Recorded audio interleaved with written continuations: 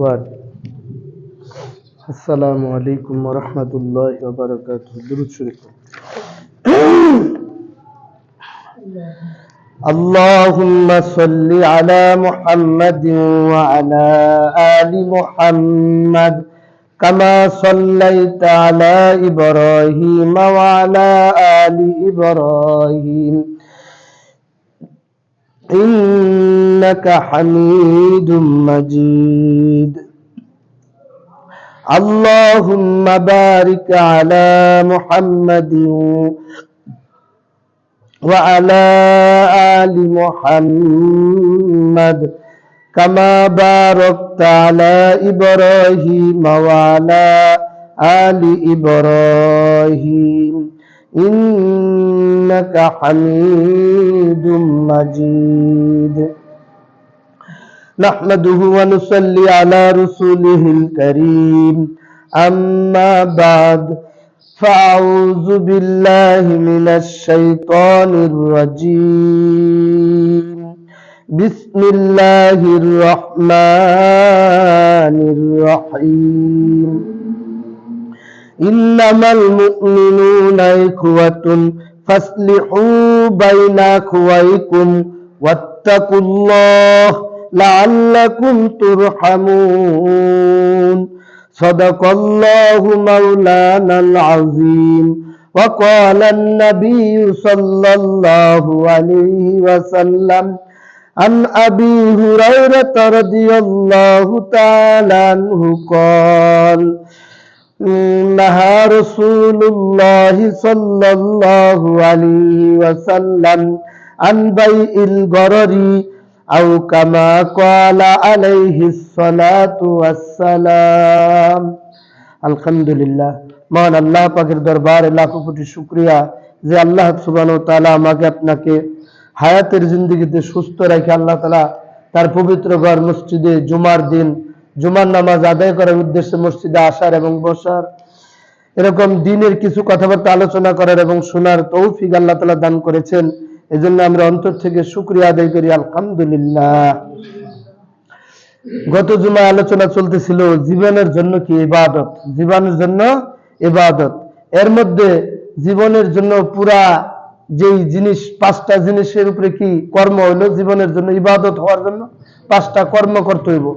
এক নাম্বার সেটা কি ছিল? আকীদা। এক নাম্বার আকীদা। আকীদা কি? যে আল্লাহকে না দেখে বিশ্বাস করা, আল্লাহর উপরে ঈমান আনা।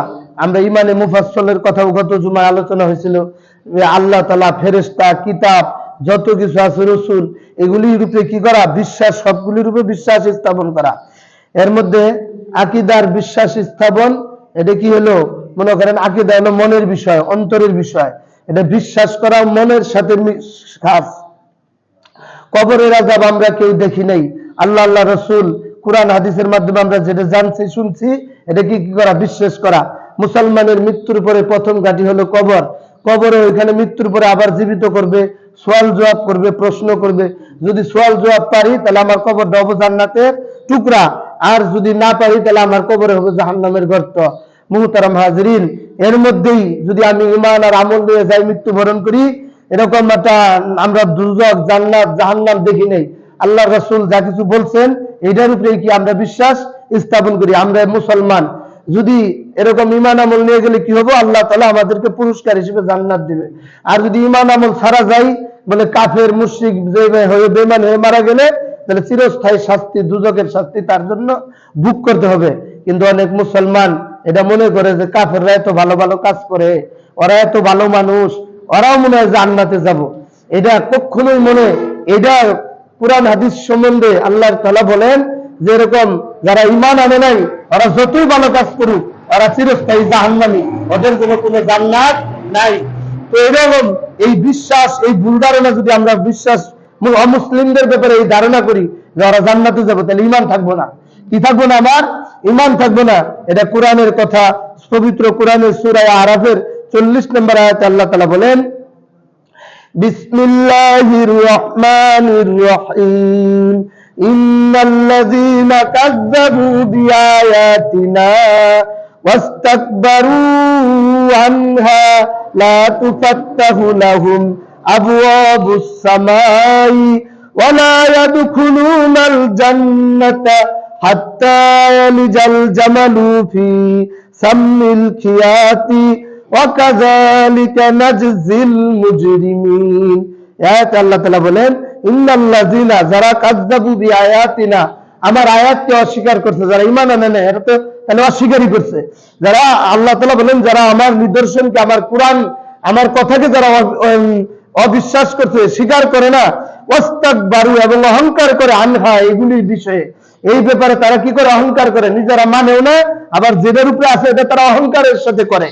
লা তুফাত্তাহু লাহুম আবওয়াবুস সামাই, তাদের জন্য আসমানের দরজা খোলা হবে না, আসমানের দরজা খোলা হবে না। এরপরে বলছে ওয়ালা ইয়াদখুলুনাল জান্নাতা, এবং জান্নাতের দরজাও তাদের জন্য খোলা হবে না, চিরস্থায়ী ভাবে তারা কি বলেন? জাহান্নামী। এরকম আরো কঠিন করে বলতেছে আল্লাহ তাআলা, হাত্তা ইয়ালিজাল জামালু ফি সাম্মিল খিয়াতি, সূচের ছিদ্র পথে উট প্রবেশ করা যেমনি অসম্ভব, তাদের জান্নাতে যাওয়া এরকম অসম্ভব। সূচের সুয়ের ছিদ্র পথে কোনদিন ঢুকতে পারবো? যেমন এটা অসম্ভব, পারবো না। মানে কাফের, অমুসলিম যারা আছে, বেদিন, এরা কোনদিন কি করতে পারবে না? জান্নাতে যেতে পারবে না।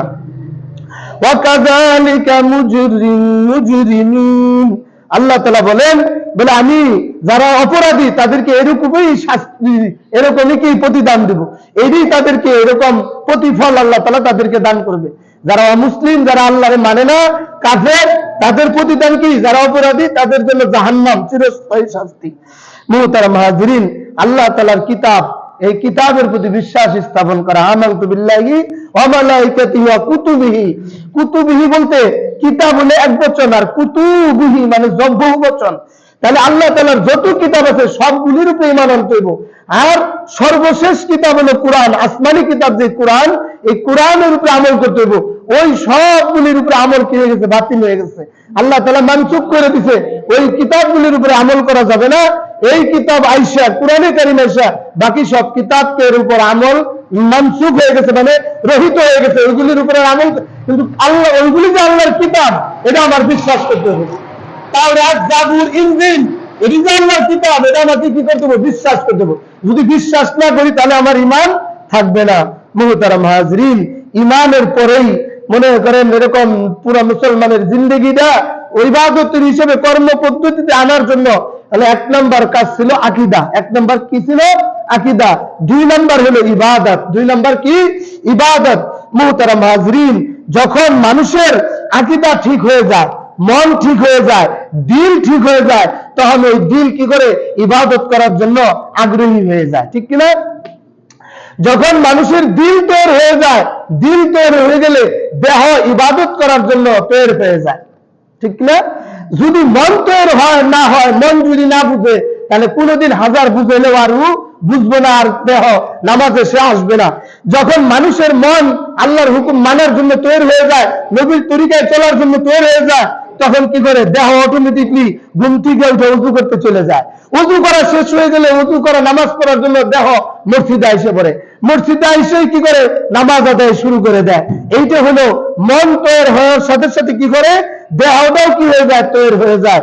মুহতারাম হাজরিন, দেহ মন যদি তৈরি হয়ে যায়, তাহলে দেহের উপরে এটি কি করে? আসর করে। হুজুর এটি কেমনে বুঝলেন? মন তৈরি হয়ে গেলে দেহ আসর করে। কারো প্রতি যদি কারো মহব্বত বেশি থাকে, এই মহব্বতের লোকটা যদি মারা যায়, দেখেন মারা গেলে ওই লোকটার জন্য ঘোরাঘুরি করে কান্দে, তারপর বুকে চাপড়ায়, এরকম ভাবে বিভিন্ন অভিনয় করে কান্দতে থাকে। হায় হায়, কেন রে মরে গেল, আমারে ধুয়ে গেল, এরকম বিভিন্ন শব্দ বলে বলেছে, কান্নাকারি করে। এর মানে বোঝা যায় ওই লোকটা তার মহব্বতের মানুষ ছিল, দিলের মধ্যে তার আসর করেছিল। ওই লোকটা যখন মারা গেছে, সে বিভিন্ন অঙ্গভঙ্গিতে বুঝাবার চেয়েছে সে আমার খুব মহব্বতের লোক ছিল। কিন্তু মানুষের মনের মধ্যে যখন আসর করে, তখন তার শরীরের মধ্যেও কি করে? এটা প্রভাব ফেলে। আর যদি মন যদি তৈরি না হয়, তাহলে কি হয় না? দেহ ইবাদতের জন্য তৈরি হয় না। মুহতারাম হাজরিন, ইবাদত করতে কি লাগে? দেহ লাগে। আর আকীদা যতগুলি বিষয়গুলি বলছি, ওগুলির জন্য কি? মন, অন্তরে বিশ্বাস করতে হবে। এটা কি? মনের বিষয়, দিলের বিষয়। আর ইবাদত করার জন্য শরীর লাগে। নামাজ, রোজা, হজ, যাকাত, এগুলি সব দেহ লাগে, ঠিক না? এই যে নামাজ পড়বেন শরীর লাগে, রোজা রাখবেন তাও না খাইতে তোমার শরীরে কষ্ট, আবার হজ করবেন ওই যে জায়গায় হজ করতে ওখানে দূরের বিষয় আছে শরীর লাগে, জাকাত দিবেন আপনার কষ্ট করে উপার্জন করছেন টাকা, এটাও আপনার শরীর লাগছে, খাটছেন। এই জন্য মুহতারাম হাজির, এগুলি কি শারীরিক ইবাদত। মানুষের যখন এই ইবাদত গুলি পূর্ণ হয়ে যায় তখন তার লেনদেনের একটা বিষয় আছে। তৃতীয় নাম্বার মুসলমানের যে কর্ম পদ্ধতি সেটা হলো মুআমালাত। কি বলেন? মুআমালাত। মুআমালাত কথার শব্দের অর্থ হলো লেনদেন। কি? লেনদেন। আজকে লেনদেন যার ভালো তার সবকিছু ভালো, লেনদেন যার খারাপ মানুষ তার খারাপ দেয়, মানুষটা লেনদেন ভালো না, মানুষটা ভালো না। আর লেনদেন যদি ভালো হয় ওই মানুষটা ভালো, লেনদেন ভালো আছে এই কথা বলে। মুহতারাম হাজিরিন, লেনদেন যদি ঠিক হয়ে যায়, আজকে হযরত ওমর রাদিয়াল্লাহু তাআলা মদিনার বাজারে ঘোষণা করে দিয়েছেন। কি ঘোষণা করছেন? ও ব্যবসায়ী ভাইরা তোমরা শুনো, যারা ব্যবসা করতেছ, ব্যবসার এলেম যার কাছে নাই ওরা কেউ ব্যবসা করবে না। আজ থেকে দোকান বন্ধ, যে নাকি ব্যবসার মাসালা না জানবো তার জন্য ব্যবসা করা যাবে না, এই ঘোষণা করে দিলেন। সাথে সাথে সমস্ত দোকানপাট বন্ধ হয়ে গেল। মদিনার বাজারে যত সাহাবায়ে কেরাম ছিল সবাই ব্যবসার মাসালা শিকার করে এরকম ভাবে 2-3 দিনের মধ্যে মাসালা শিক্ষা তারপরের দিন কি করছে? দোকান খুলে ফেলছে। আর আজকে আমরা ব্যবসার মাসালা জানি না, লেনদেনের মাসালা জানি না, যা দোকানপাট ব্যবসা খুলে বলি, মনে করি মানুষের ঠকাইতে পারলে মনে লাভ, হ্যাঁ কম দিতে পারলে বুঝে আজকে আমি জিতে গেলাম, এটার নামই করি ব্যবসা। বিক্রয় যিনি ব্যবসা খুলবেন তার ব্যবসার মধ্যে মালের প্রশংসা সে করবে না। এটা কি নয়? মালের প্রশংসা করে ক্রেতার সামনে খারাপ জিনিসটার প্রশংসা করতে করতে ভালো বানায় হালাই দেয়, এটা কি জায়েজ নাই। প্রশংসা করা যাবে না। ক্রেতার যদি পছন্দ হয় তাহলে সে দাম দর করবে, নিয়ে যাবে, এটা হলো সহি তরিকা। কিন্তু পছন্দ না হওয়ার আগেই আপনি পান পট্টি দিয়ে প্রশংসা করতে করতে হেই বলা অনেকদিন যাবো ছিড়বো না, ফাটবো না, নেন রং পাকা এই সমস্ত কয়ে যে বেচা কিনা করে, এটি কি হবে না? ঠিক হবে না, এটা কি নিয়ম না। তারপরে মনে করেন একটা দেখাইছে আর একটা বিক্রি করে ফেলতেছে, বলে এরকম একটার সাথে সাথে আরো কিছু দিতেছে মাল বাড়াইয়া, বলে বেশি করে নেন, আমি কম দামে দিয়ে দিতেছি। এরকম না, আর যতটুকু পছন্দ হবে যতটুকু লাগবো ততটুকুই আপনি দেন, বাড়ায় দেওয়ার কি আপনার এখতিয়ার নাই। একটা মাল থাকতেছে কিন্তু এদের আপনি লুকে আরেকটা মাল ভরে দিয়ে দিলেন, এটাও কি জায়েজ নাই। এই জন্য ব্যবসা করার আগে ব্যবসার মাসালা জানতে হবে। মাপে কম দেওয়া তো বিলকুল হারাম, এটা হারাম, কম দিলেন আখেরাতে ধরা খেয়ে যাবেন আপনি। তারপরে কি করা যাবে না? পুরস্কার দেওয়া যাবে না, এই একটা কিনলে আরেকটা ফ্রি, এটাও কি জায়েজ নাই ব্যবসার মধ্যে। কিন্তু এটা তো আমাদের সমাজে বর্তমান বেশি, দোকানে একটা পণ্যের সাথে আর একটা ফ্রি, তখন এটা কেনার জন্য মানুষ হিরিক করে যায়। তারপরে লটারির কুপন করে, এটা কিনলো এটা লটারি দিল, লটারি ভাগ্য আছে যেটা পাওয়া যেতে পারে, ব্যবসায়ী পণ্যের সাথে লটারিও দেওয়া জায়েজ নাই। তারপরে লটারি একটা জুয়া, লটারি কি? জুয়া। এই জুয়া মানে সে জানতেছে না কি আছে এদের মধ্যে, অজান্তে কিনে নিতেছে, ভাগ্যে থাকলে পাইতে পারে, নাও পাইতে পারে, এই জন্য এটি কি জায়েজ নাই। নবী করিম সাল্লাল্লাহু আলাইহি ওয়াসাল্লাম এই জুয়া সম্পর্কে বলেন, عن ابي هريره رضي الله تعالى عنه قال قال رسول الله صلى الله عليه وسلم نهى رسول الله صلى الله عليه وسلم عن بيع الغرر। ধোঁকার মধ্যে যে জিনিস বিক্রি করা হয় এটা কি নিষেধ করছেন। ধোঁকার মাধ্যমে বেচা কিনা করা কি করছেন নবীজি? নিষেধ করছেন। বাইইল গররি, যেই ব্যবসার মধ্যে বেচা কিনার মধ্যে ধোঁকা দেওয়া হয় এই বেচা কিনা কিনায় নিষেধ করছেন নবীজি। তাহলে এরকম লটারি তো এটা জানতেছে না কি পাবো না পাবো, এই জন্য এটা ধোঁকার রয়ে গেছে এর মধ্যে। এই জন্য ধোঁকা দিয়ে কি ব্যবসা করা জায়েজ নাই। অনেকদিন আগে আপনারা শুনছেন ডেস্টিনি, এই ডেস্টিনি মানে হলো ভাগ্য। ডেস্টিনি কি? এই ডেস্টিনি এরকম, এটা কি ভাগ্য, এটা একটা লটারি, জুয়া, এগুলো কি নাই জায়েজ নাই। ডেস্টিনি এটা মুসলমানের জন্য, এটা তো ভাগ্য, এটা কি মানে জুয়া, এই জুয়া খেলা কি জায়েজ নাই। মুহতারাম হাজরিন, ক্রয় করা, এরকম ক্রয় করার হলে ক্রয় যারা করবেন তাদের জন্য কিছু মাসালা জানা দরকার। এতক্ষণ শুনলেন বিক্রেতা যিনি বেচবেন তার জন্য কিছু মাসালা। একটা জিনিস যদি প্রয়োজন না হয়, বিনা প্রয়োজনে ক্রয় করা কিনা জায়েজ নাই। প্রয়োজন হলেই কিনতে হবে। আপনি প্রয়োজন ছাড়াই কিনা ঘরের মধ্যে অহরহ ফিরে দিলেন, হ্যাঁ এরকম এটা আপনি টাকাটা আটকে ফেলেন, মাল আটকে ফেলেন, বিনা প্রয়োজনে জিনিস কিনা কিনাই জায়েজ নাই। শখের জিনিস কিনাও জায়েজ নাই। এরপরে বলে লোক দেখানো, আমি এটা যদি না কিনি মানুষ কি করবো, আইলাম এনে দেখলো, এখন আমি যে মানুষের দেখানোর জন্য, লোক দেখানোর জন্য ক্রয় করা কিনাই জায়েজ নাই। আবার অনেক সময় কিনছেন, বিক্রেতাকে লজ্জায় ফেলে দিচ্ছেন, বিক্রেতা লজ্জায় করে আপনার জিনিসটা দিয়ে দিচ্ছে, ওই বিক্রেতাকে লজ্জায় ফেলাইও আপনি জিনিস কিনা জায়েজ নাই, গুনাহ হবে। এরপরে মনে করেন একজন দামাদামি করতেছে, আপনি যা আরেকটা কিছু বাড়াই দিয়ে আয় করলেন, এটাও কি জায়েজ নাই। একজনের দামাদামি শেষ হয়ে গেলে ও কিনলে তো কিনলে, না কিনলে পরে আপনি যা দাম করবেন। একজনের দামাদামি শেষ না হইতে আরেকজন যা দাম করে নিয়ে আয় করবেন, এটাও কি জায়েজ নাই। এরপরে খুবের বশবর্তী হইয়া বিক্রেতার থেকে কোনো জিনিস কিনবেন না, বা এরকম দুজনের মধ্যে যেন পরস্পর আচার ব্যবহার ভালো হয়, লেনদেন ভালো হয়, সুসম্পর্ক গড়ে ওঠে, এরকম কি করতে হবে। তাহলে সেন কি লেনদেন বেচা কিনা আপনার জন্য কি সুন্দর হবে, ইসলাম মতো হবে। মুহতারাম হাজিরিন, এরপরে মুসলমানের জন্য চতুর্থ যে কর্মটা, এটা হলো মুআশারাত। মুআশারাত মানে আচার ব্যবহার। মুআশারাত মানে কি আচার ব্যবহার। আজকে আমাদের সমাজে এরকম মুআশারাতের প্রথম যে বিষয়টা, এটা হলো কি বিবাহ। বিবাহের মাধ্যমে কি হয়, একজনের সাথে আরেকজনের সম্পর্ক তৈরি হয়। বিবাহের মাধ্যমে একে অপরের সাথে মিলেমিশে বসবাস করে, ঠিক না? এই বিবাহের মাধ্যমেই কি হয়, এই দুনিয়াতে মানুষ সন্তান আবাদ হয়, মানুষের আবাদ হয়, এরকম ভাবে আদ্য সহি হয়। ইসলামে বিবাহের একটা সম্পর্ক, এই সম্পর্কের মাধ্যমে পুরুষ নারীর কি অন্যরকম পূর্ণতা দান করে, নারী পুরুষকে কি করে পূর্ণতা দান করে, একে অপরের মধ্যে প্রশান্তি লাভ করে। এদের বিবাহের মাধ্যমে সন্তান উৎপাদন হয়। আর সন্তান যতদিন আসবে এই পৃথিবীতে, কিয়ামত পর্যন্ত আল্লাহ তাআলা একটা সিস্টেম রেখে দিচ্ছে, বিবাহের মাধ্যমে কি হবে, মানুষ এই দুনিয়াতে আসবে। এইটার মাধ্যমে, সম্পর্কের মাধ্যমে আল্লাহ তাআলা এই দুনিয়াতে কি মানুষের আবাদ করবেন। মুহতারাম হাজিরিন, এরকম ভাবে মুআশারাত মানে কি বলে, এরকম ভাবে পরস্পর বসবাস করা, একে অপরের সাথে মিলেমিশে করা। বিবাহের মাধ্যমে কি হয়, একটা পরিবার গড়ে ওঠে, পরিবার থেকে আস্তে আস্তে সমাজ, সমাজ থেকে আস্তে আস্তে গ্রাম মহল্লা, এইভাবে আস্তে আস্তে পুরা পৃথিবীর মধ্যে একটা সিস্টেম আল্লাহ তাআলা চালু রাখছেন। এরকম বিবাহের মাধ্যমে কি হয়, যদি এরকম নেক সন্তান পয়দা করা যায়, আপনি দিনদার মেয়েকে বিবাহ করবেন, মা যদি দিনদার হয় তাহলে সন্তানগুলিও কি হয় বলেন, দিনদার হয়। আর মা যদি দিনদার না হয়, সন্তান দিনদার হওয়া বহুত কঠিন। বলে এরকম ভাবে এরকম এক বাদশাহ, দুষ্ট মোহাম্মদ নামে একজন বাদশাহ ছিলেন, উনার বেগমের ওই বাদশার স্ত্রী একটা সন্তান হয়েছে। ওই সন্তান বড় হয়েছে, বড় হওয়ার পরে যুদ্ধের ময়দানে পাঠিয়েছে বাদশাহ। এই দুষ্ট মোহাম্মদ তার সন্তানকে যুদ্ধের জন্য, ওই তার সন্তানকে পাঠিয়েছে যুদ্ধের ময়দানে। যুদ্ধের ময়দানে গেছে, এদিক দিয়ে বাদশাহ অস্থির হয়ে স্ত্রীর কাছে এসে বলতেছে, আমার গোয়েন্দা বিভাগ, আমার প্রশাসন বিভাগ আমাকে খবর দিল তোমার সন্তান পরাজয় হয়ে পলায়ন করতেছে, আর ওই শত্রুরা আমাদের দেশে আক্রমণ করতেছে, আমাদের তো বাদশাহীও যাব, গদিও যাব, সব যাব, এরকম পেরেশান হয়ে গেছে। বেগম বলতেছে, এটা কখনো হইতে পারে না, আমার সন্তান কখনো পলায়ন করতে পারে না, ইনশাল্লাহ আপনি ফিরে যান, আপনি খবর নেন, আপনার গোয়েন্দা বিভাগ মিথ্যা বলছে, আপনার প্রশাসন মিথ্যা বলছে, খেদায় দিচ্ছে, চলে গেছে। ইনি পরের দিন আবার আসছে যে আজকে তো আমরা পরাজয় হয়ে গেলাম, আজকে আমাদের দেশে সৈন্য ঢুকে বলছে, এরকম আমাদেরকে মানে হারায় ফেলছে, পরাজয় আমরা, এই কথা বলতেছে। আজকেও বেগম বলতেছে, এটা কখনোই হইতে পারে না, এটা অসম্ভব, আমার সন্তান পরাজয় বরণ করতে পারে না, আমার সন্তান এরকম ভাবে বিজয়ের দেশে ফিরবে, মানে সে এরকম ওরকম গ্যারান্টি সহকারে বলতেছে।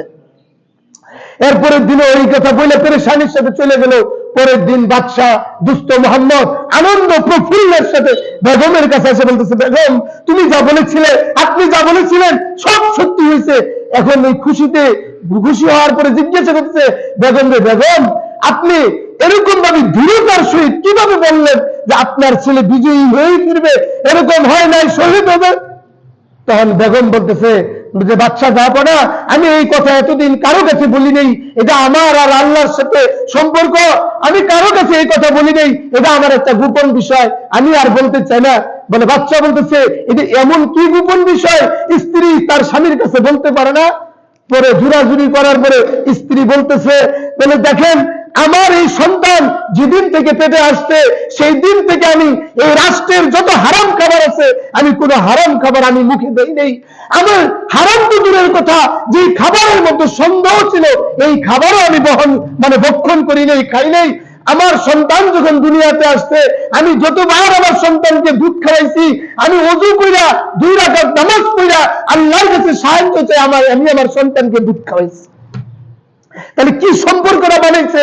বলে যে সন্তানকে ওযু কইরা পবিত্র হইয়া এরকম ভাবে নামাজ পড়া দুধ খাওয়াইছে, বলে যে ইবাদতের মাধ্যমে সন্তানকে দুধ খাওয়ানো হয়, ওই সন্তানের মধ্যে সৎ সাহস তৈরি হয়, ওই সন্তান কোনোদিন কাপুরুষ হইতে পারে না, ওই সন্তান সবসময় বিজয়ীর বেশিই ফিরবে, কখনো পরাজয় হইতে পারে না, হয় শহীদ হবে আর না হয় কি বিজয়ীর বেশিই ফিরবে। এটা তার প্রবল ইচ্ছা ছিল। ঠিক এই তিনি বুঝতে পারলেন যে স্ত্রী দিনদার সন্তান হওয়ার কারণেই সন্তানের কি হয়েছে? দিনদার হয়েছে, যার মধ্যে আল্লাহর ভয় থেকে সে দুনিয়ার কোন পরাশক্তিকে কি করে না? ভয় করে না, সে একমাত্র আল্লাহকেই ভয় করবে। যার কারণে তার দিলের মধ্যে আল্লাহর ভয় ছিল। এই দুষ্ট মুহাম্মদের ছেলে বিজয়ীর দেশে ফিরছে, এরকম তার কথা, বেগমের কথা সত্য হয়েছে। মুহতারাম হাজরিন, আসলে আমরা মনে করি শুধু ধনী হলেই বুঝি নেককার হয় না, গরিবের মধ্যেও নেককার আছে। মানে গরিব মহিলারা পুরুষ যা কামাই করে এনে দিবে নারীর জন্য সবকিছুই এর কি হালাল। কারণ পুরুষ কি করে কামাই করে এনে দিবে এটা নারীর স্ত্রীর দেখার বিষয় না, স্ত্রীর কাছে সবকিছুই কি বলেন? হালাল। কারণ স্বামীর হলো দায়িত্ব স্ত্রীকে ভরণ পোষণ দেওয়া, স্ত্রীর তার দায়িত্ব না স্বামী কি করে এনে দেবে এটা খোঁজ করা। কিন্তু এই জন্য স্ত্রীরা যদি ইচ্ছা করে তাহলে সে এটা কি করতে পারে? সবসময় হালাল খায়, আল্লাহর ইবাদত করে, আল্লাহর কাছে দোয়া কান্নাকাটি করে সে যদি দিনদার হয় তার সন্তানও কি হবে বলেন? দিনদার হবে। আর যদি স্ত্রী দিনদার না হয় তাহলে কি হবে না? তার সন্তান দিনদার হওয়া কখনোই যেটা কল্পনাও করা যায় না, কঠিন হয়ে যাবে। এরকম ভাবে মুহতারাম হাজরিন, সমাজের মানুষ যদি কি হয় এরকম ভাবে সমাজে বসবাস, যেটা আজকে আমরা মনে করি একে অপরের সাথে সেরকম মহাসড়ক যদি আমাদের ঠিক হয়ে যায়, সমাজ কি হয়ে যাবে? শান্তিময় হয়ে যাবে। আজকে আমার আচার ব্যবহার, উঠা বসা, চলাফেরা ঠিক নাই, আমার চরিত্র ঠিক নাই, যার কারণে আমার সমাজের মধ্যে কি অশান্তি। মুহতারাম হাজরিন, নবীজি হাদিসের মধ্যে বলেন, ক্বালান নবী সাল্লাল্লাহু আলাইহি ওয়াসাল্লাম তাআমালু কাল আজানিবি ওয়া তাআশিরু কাল ইখওয়ানি। নবীজি বলেন তোমরা কি করো? এরকম লেনদেন করো অপরিচিতের মতো, তাআশিরু কাল ইখওয়ানি, সমাজে বসবাস করো ভাইয়ের মতো। আজকে আমরা সমাজে বসবাস করি কি? শত্রু মনে যে একে অপরের সাথে আমার শত্রুতা, একে অপরের যদি একটা বিয়ার ভরা হয় অমুকে বান্ধিতে করবে, এই লোকটাতে ভালো না, কে ভাই এটা তোর কর কি দরকার আছে? এই যে তুমি শত্রুতা করলা, এটা ক্ষতি করলা, তোমার কি লাভ হইলো বলো? তোমার একটা মুসলমান ভাই, তুমি তার উপকার না করে আরো ক্ষতি করলা। আল্লাহ নবী বলেন তোমরা কি করো? বলে যখন বেচা কিনা করবা তখন অপরিচিতের মতো করো। এখানে পরিচয়ের সম্পর্ক দিয়ে আপনি দাম কম দিবেন বা তারে ঠকাবেন, সে আপনারে ঠকাবো, এদের কোনো ইখতিয়ার নাই। এই জন্য লেনদেন করবা গেছে কি? অপরিচিতের মতো। আর সমাজে বসবাস করবা গেছে ভাইয়ের মতো। হ্যাঁ, আর আজকে আমরা কি পুরা উল্টা করতেছি, যে বেচা কিনা করবো, আমি তো অমুক, আমি অমুক নেতা, আমার কম দিবি না কি দিবি, মানে জোর খাটাই নেই পরে, ঠিক না?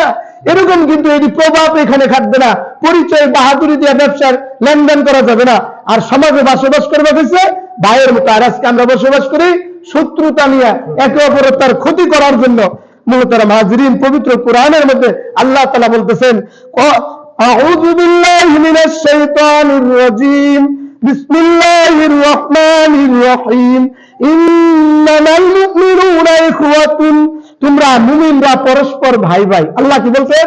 তোমরা মুমিনরা পরস্পর ভাই ভাই, ফাসলিহু বাইনা আখওয়াইকুম, তোমরা পরস্পরের সংশোধন হয়ে যাও। হ্যাঁ, আমগোর মধ্যে দ্বন্দ্ব লাগছে, আমরা মিলে যেতে হবে, সংশোধন হয়ে যাবে। ওয়াত্তাকুল্লাহ, তোমরা কি করো? আল্লাহকে ভয় করো। লাআল্লাকুম তুরহামুন, আল্লাহ তাআলা তোমাদের উপরে কি করবে? রহম করবে। মুহতারাম হাজরিন, এরপর আল্লাহ তাআলা আরো বলেন সূরা হুজরাতের 12 নম্বর আয়াতে, বিসমিল্লাহির রহমানির রহিম, ইয়া আইয়ুহাল্লাযীনা আমানু ইজতানিবু কাসীরাম মিনাজ যান্নি ইন্না বা'দাজ যান্নি ইসমু ওয়া লা তাজাসসু। এই আয়াতে আল্লাহ তাআলা বলেন, হে ঈমানদারেরা, তোমরা কি করো না? ইজতানিবু, বেঁচে থাকো, পরহেজ করো, কাসীরাম মিনাজ যান্নি, অধিকাংশ ধারণার থেকে বেঁচে থাকো। আমরা করি অমুকে মনে হয় এটা করছে, মনে হয়, তাহলে তো তোমার সন্দেহ থাকলো। ধারণা করলা, এই ধারণার থেকে তোমার বেঁচে থাকতে হবে, সন্দেহ করার থেকে তোমার বেঁচে থাকতে হবে। কাসীরাম মিনাজ যান্নি, অধিকাংশ ধারণার থেকে তুমি বেঁচে থাকো। ইন্না বা'দাজ যান্নি, নিশ্চয়ই ধারণা এটা কি? এটা বড় গুনাহ। নিশ্চয়ই ধারণা করা কি একটা গুনাহ। ইসমু, এটা কি? এটা গুনাহ। ওয়ালা তাজাসসু, তোমরা একে অপরের দোষ অন্বেষণ করিও না, গীবত করিও না, চর্চা করিও না। এটা কি হবে বলে মুহতারাম হাজিরিন, এই জিনিসটাকে একটা তুলনা করছে একটা বাগানের সাথে। একটা ফুলের বাগানে যখন সুস্থ বিবেকবান ভালো চরিত্রবান মানুষ ঢুকে, তখন সে ফুলের ঘ্রাণ নেয়, সুন্দর ফুল দেখে আর আল্লাহর প্রশংসা করে, তার মস্তিষ্ক সুন্দর হয়, তার ব্রেন সুন্দর হয়, তার দেমাগ ঠিক হয়। আর যখন একটা বাগানের মধ্যে কুকুর ঢুকে, সে কি তালাশ করে বলেন? নাপাকি তালাশ করে। কোনটা নাপাকির গন্ধ পাওয়া যায় ওটা তালাশ করে। আজকে আমাদের সমাজের মানুষের স্বভাবই সেই কুকুরের মতো হয়ে গেছে। প্রত্যেকটা মানুষের দোষও আছে, গুণও আছে। দোষ এরকম, গুণ না তালাশ করে আমরা কি করি? দোষ তালাশ করি। ওই বাগানে কুকুর যেমন ঢুইকা নাপাকির গন্ধ তালাশ করে, আজকে আমাদের সমাজের কিছু মানুষ এমন আছে, এক ভাইয়ের আরেক ভাইয়ের দোষ কুন্ডা আছে, ওইটা খুঁজে খুঁজে বাইর করে এটা কি করে? ওইরকম মানুষের সামনে অপমানিত করে থাকে। আর আল্লাহ তাআলা কাল কিয়ামতের দিন নবীজি হাদিসের মধ্যে বলেন, কোন মুসলমান যদি কোন মুসলমান ভাইয়ের একটা দোষ গোপন রাখে, কাল কিয়ামতের দিন আল্লাহ তাআলা ওই মুসলমানের দোষ গোপন রেখা তারে জান্নাতে দিবে। সুবহানাল্লাহ। তখন আল্লাহ বলবে, আল্লাহর কাছে বলবে, আল্লাহ আমি তো ওই অপরাধ করছিলাম। তখন আল্লাহ বলবে, ও বান্দা, তুমি যে আমার বান্দার দুনিয়াতে দোষ গোপন রাখছিলা, আমি আল্লাহ আজকে তোমার দোষগুলিকে গোপন রেখে তোমাকে আমি মাফ করে দিলাম। সুবহানাল্লাহ। আর আজকে আমরা কি করি বলেন? উল্টাটা করি। একে অপরের দোষ কেমনে তালাশ করতে পারি? মুহতারাম হাজিরিন, ভালো হওয়ার যদি কারো ইচ্ছা থাকে, কি না, ভালো হওয়ার যদি ইচ্ছা থাকে, তাহলে মানুষ খারাপের মধ্যে থেকেও সে কি করতে পারে? ভালো হতে পারে। আর যদি হাজারো ভালো হওয়ার চেষ্টা না থাকে, যতই ভালো পরিবেশ থাকুক আরই থাকুক, ও কি হবো? খারাপই হবো, ঠিক না? এই জন্য মুহতারাম হাজিরিন, উলামায়ে কেরাম সব সময় মানুষকে বুঝাইছে, ভালোটা বুঝাবার চেষ্টা করছে, কিন্তু এদেরকে বুঝানোর ব্যাপারেও যখন এত বুঝাইলো, এত কিছু করলো, উলামায়ে কেরাম সৎ পথে থেকে এদেরকে বুঝাইলো, তারপরেও আজকে এই যে ইস্তেমার ময়দানে, এই যে গত বুধবার এরকম ভাবে 4 জনের মতো এরকম ভাবে ইস্তেমার ময়দানে মানে এক পক্ষের হামলা করে তাদেরকে কি করছে? শহীদ করে দিচ্ছে। ওই ভাই বোনে দুনিয়া থেকে বিদায় হয়ে চলে গেছে, রক্ত ঢেলে দিচ্ছে। এরকম ভাবে ময়দানে যদি দুই পক্ষের হামলা হতো, তাহলে বোঝা যেত সংঘর্ষ হয়েছে। এটা কিন্তু তারা পূর্বকল্পিত ভাবেই ময়দানের মধ্যে ঢুকে ওই মানুষগুলোর উপরে এরকম ভাবে জুলুম করছে, তাদেরকে দুনিয়া থেকে শহীদ করে দিচ্ছে। আজকে মুসলমান এরকম একটা শান্তিপূর্ণ জায়গায়, টঙ্গীর ময়দানে, যেখানে মুসলমানদের মিলন মেলা, সেখানে লক্ষ লক্ষ মুসলমান একত্রিত হয় দিনের কথা শুনে, ওই দিনের কথা ওই ময়দানে নিয়েও আজকে মানুষের মধ্যে ষড়যন্ত্র চলতেছে। কিভাবে এই টঙ্গীর ময়দানে ইস্তেমা বন্ধ করে দেওয়া যায়, এই ষড়যন্ত্র চলতেছে। মুহতারাম হাজিরিন, এই ষড়যন্ত্র রুখে দাঁড়ানোর জন্য বলে মুহতারাম হাজিরিন, আগামীকাল ফরেজগাড়ি মোড়ে আমাদের জামালপুর মার্কাজ থেকে ঘোষণা করা হয়েছে, এরকম সকাল 10টায় এরকম ভাবে কি করা হবে? মানববন্ধন করা হবে। মুসলমানের দায়িত্ব, আমরা সবাই ওখানে যায় একত্রিত হয়ে এইটা আমরা কমপক্ষে জানান দিতে চাই। এরকম ভাবে দিনই বিষয় নিয়ে মারামারি করে যে সমস্ত যারা এরকম অঘটন ঘটাইছে, মুসলমানদেরকে শহীদ করে দিচ্ছে, এর সঠিক বিচার চাই। আর এই নিন্দার যারা করছে, খারাপ কাজ করছে, মানুষকে হত্যা করে ফেলছে, এটার সঠিক বিচার চাই। আল্লাহ তাআলা আমাদের সবাইকে এরকম ওইখানে যায় এরকম ভাবে, আমরা যদি এখন কিছু করতে না পারলে এটা তো বুঝাইতে পারবো, আল্লাহ আমরা এই পথে ছিলাম, তারা যাদের শহীদ হয়েছে এদের পক্ষে আমরা আসছি। আর যারা এরকম শত্রুতা করে এই ময়দান নিয়ে, এই টঙ্গীর ইস্তেমার মাঠ নিয়ে যারা ষড়যন্ত্র করতেছে, এদের আমরা সঠিক বিচার চাই। আর যারা হত্যা করছে তাদের আমরা ফাঁসি চাই, ঠিক কিনা বলেন? আমরা যারা পারি সবাই ওই কাল ফৌজদারি মোড়ে 10টার মধ্যে যদি হয়, তাহলে আমার এখান থেকে 9টা বাজে রওনা দিয়ে দিতে হবে। 9:30 এখানে গেলে আমি সঠিক সময়ে মানববন্ধনে উপস্থিত হতে পারবো। আল্লাহ তাআলা আমাদের সবাইকে এরকম ভাবে ইসলামের দ্বীনের জন্য সকলকে মানববন্ধনে যাওয়ার তৌফিক দান করেন। সকলে বলেন আমিন। যারা কবলাল জুমা সুন্নত পড়েন নাই পড়েন।